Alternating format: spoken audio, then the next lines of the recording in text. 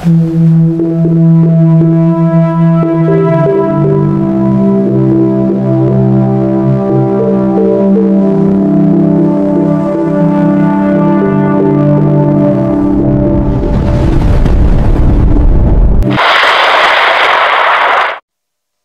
araw po sa inyong lahat.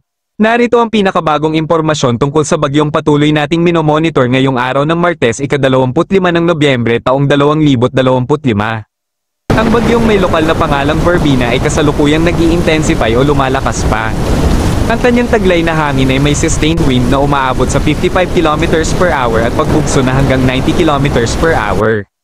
Kumikilos ito patungong kanluran sa bilis na 25 km per hour na nagdudulot ng malawakang pag-ulan at malakas na hangin, lalo na mapanganib para sa mga tahanang gawa sa magaan na materyales at sa mga nasa mababang lugar na maaaring maapektuhan ng pagbaha o pag-abaw ng mga ilog.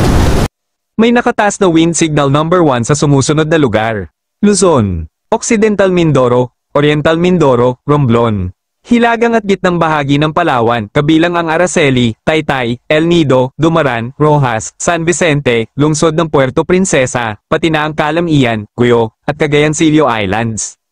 Mainland Masbate, kabilang ang Balud, Mandaon, Milagros, Kawayan, Placer, PUV. Corpus, Esperanza, Uson, Dimasalang, lungsod ng Masbate, Mobo, Palanas, Aroroy, Katayngan, Baleno.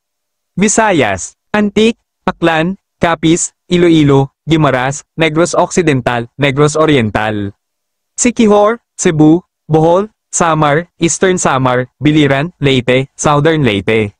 Mindanao, Dinagat Islands, Surigao del Norte. Hilagang bahagi ng Surigao del Sur, kabilang ang Carrascal, Cantilan, Madrid, Carmen, Lanuza, Cortez, San Miguel, lungsod ng Tandag, Tago, Agusan del Norte.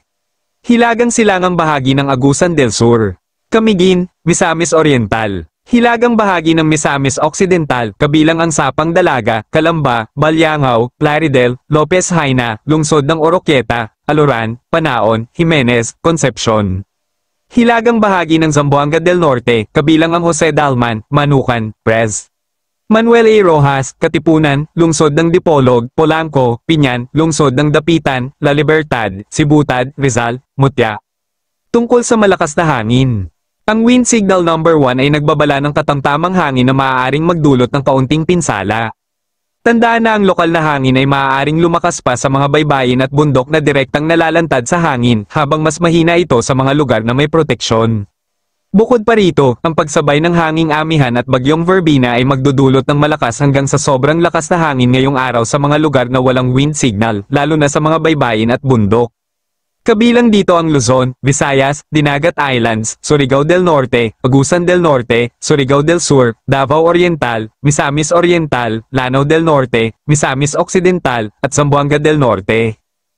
Dahil sa patuloy na pag-ulan dulot ng bagyong Verbena, hanging amihan, at shoreline, may nakataas na babala sa malakas na pag-ulan.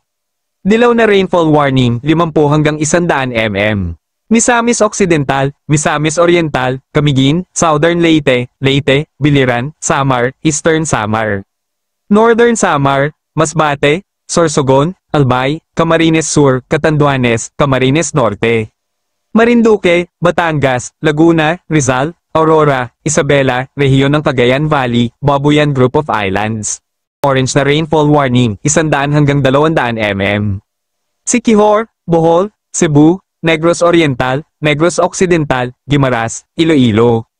Capiz, Antique, Aklan, Romblon, Palawan, Oriental Mindoro, Occidental Mindoro, Quezon. Sa lahat ng nabanggit na lugar, lubos tayong nagpapahanda at nagpapaiingat laban sa posibleng pagbaha at pagguho ng lupa. Magiging lagay ng panahon sa buong bansa.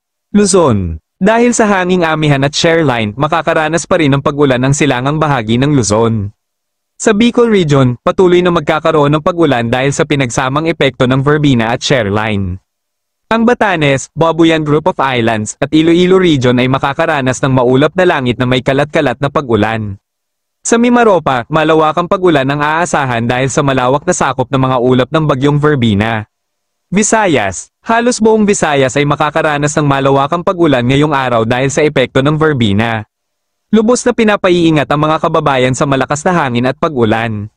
Mindanao. Ang hilagang bahagi ng Mindanao ay makakaranas ng malakas na pag-ulan habang ang natitirang bahagi ay magkakaroon ng maulap hanggang sa maulap na langit na may kalat-kalat na pag-ulan.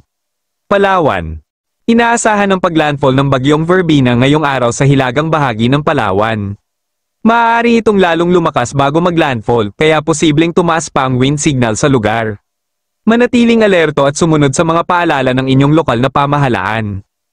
May nakataas na gale warning sa mga baybayin ng Cagayan Valley, Batanes, Ilocos Norte, Ilocos Sur, La Union, Pangasinan.